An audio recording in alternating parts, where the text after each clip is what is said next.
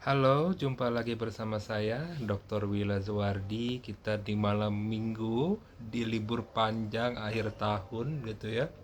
Cuman kita masih podcast gitu ya, kita tetap produktif. Nah, kita saking produktifnya, saya lagi membuat gitu ya, menyusun ya. Ini ada outline, saya mau bikin e-book nih tentang kepuasan kerja gitu ya. Bagaimana membutuhkan adanya strategi ya, dan kita sebagai manajemen khususnya pimpinan gitu ya membuat kebijakan gitu supaya apa ya kepuasan kerja di organisasi kita itu meningkat gitu loh. Nah, di dalam buku saya ya atau buku kita gitu ya yang akan kita buat ini itu ada 10 bab gitu loh. Bab pertama itu terkait dengan kepuasan kerja sebagai kebijakan strategis gitu ya. Nih saya bacain outline-nya gitu ya. Nah, terus bab kedua itu peran manajemen puncak ya. Ini dari sisi leadership.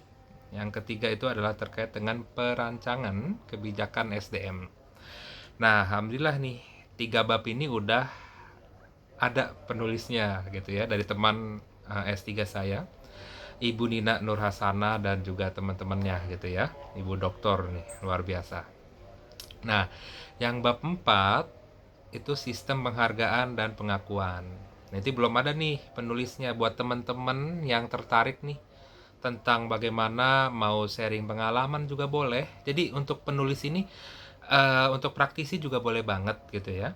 Bagaimana di organisasinya atau di dalam ya punya pengalaman gitu ya, silahkan gitu ya. Di organisasi-organisasi sebelumnya bisa disamarkan gitu ya. Nah, ini terdiri dari subbab-subbabnya ya. Seperti kita nanti akan membahas tentang konsep ya, prinsip sistem apa penghargaan gitu ya. Maaf agak belibet. Yang kedua itu adalah tentang kompensasi finansial dan kepuasan kerja ya. Jadi satu bab itu ada 5 subbab. Nah, ini bisa banget buat teman-teman yang tertarik gitu ya. Nanti saya akan share juga outline-nya. Yang ke bab 5 itu adalah pengembangan karir. Nah, pasti dong ya, kita dalam berkarir ingin gitu ya dan memang kebutuhan juga gitu, untuk bagaimana ya kepuasan kita dalam mengabdi gitulah bisa dibilang gitu ya di dalam organisasi kita seperti itu. Jadi bagaimana ya membuat kita termotivasi juga nggak sih gitu ya ketika kita karirnya itu menanjak gitu kan, adanya proses, adanya bagaimana kita juga berkembang pengalamannya gitu ya. Nah, itu seru banget. Nah, yang selanjutnya bab 6 nih gitu ya, tentang lingkungan kerja inklusif. Nah, ini banget nih. Ini cocok buat teman-teman mahasiswa mungkin ya, untuk bagaimana supaya skripsinya itu punya adanya surat pendamping ijazah gitu ya. Ini bisa banget nanti di penerbitan saya namanya penerbitan Labersen. Nah, itu nanti akan dapat sertifikat penulis ya, terus juga mendapatkan apa? Haki. Jadi teman-teman punya loh hak kekayaan intelektual, itu keren banget ya sih gitu kan. Nah, itu bisa banget gitu ya. Nah, bagaimana kenapa cocok sama Gen Z? Karena ini lingkungan kerja inklusif gitu loh. Ini juga cocok buat teman-teman yang mungkin dari psikolog gitu ya. Boleh kita join, kita berkarya bareng gitu kan. Praktisi, manajemen gitu ya. Gen Z tadi karena kalau Gen Z ini kan lingkungan toksik nih gitu ya. Nah, mereka mungkin agak resisten ya. Mungkin bukan Gen Z aja gitu ya. Saya sebagai gen milenial gitu ya, itu juga ya pasti lingkungan lah gitu ya. Lingkungan itu memberikan dampak yang cukup signifikan gitu ya dalam hal kita bekerja, ya nggak sih? Ya dong gitu kan. Nah, jadi apalagi organisasi gitu ya, tempat kita untuk saling berkoordinasi. Kalau lingkungannya itu nggak mendukung dalam kita bekerja gitu ya, ya pasti kita gimana sih motivasinya juga. Aduh, besok Senin lagi nih. Aduh, kayaknya males banget ya nggak sih gitu kan. Jadi itu hal yang manusiawi lah.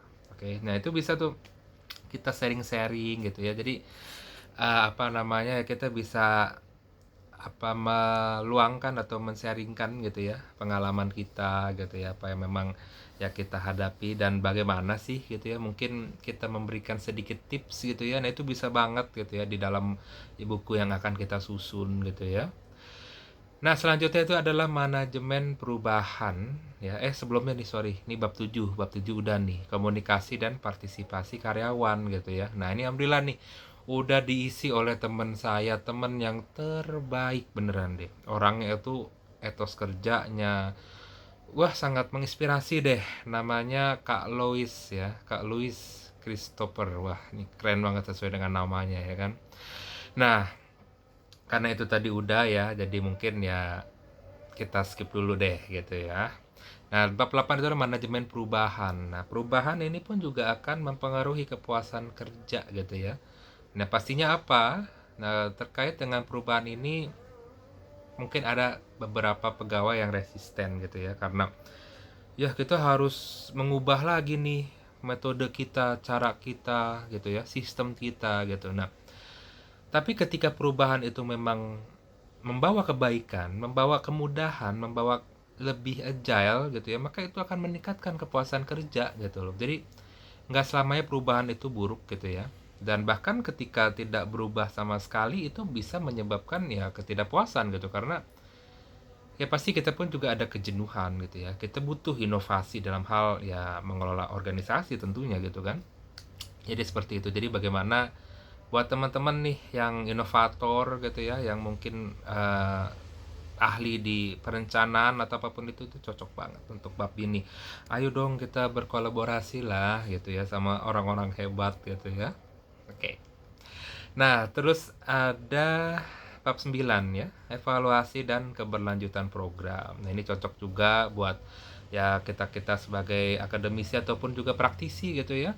Bagaimana kita mengukur gitu ya, mengevaluasi gitu ya, mungkin dari adanya kita bersama tim gitu ya, melakukan observasi, survei, atau membuat sebuah merit ya terkait dengan apa namanya ataupun metrik gitu ya terkait dengan ya bagaimana kita ini melihat gitu ya keberlangsungan, keberlanjutan dari program ya kepuasan kerja gitu ya. Jadi enak nih, cocok juga buat teman-teman yang mungkin ahli di kuantitatif gitu ya. Untuk pengukuran itu bisa banget yuk kita saling mengisi nih gitu ya.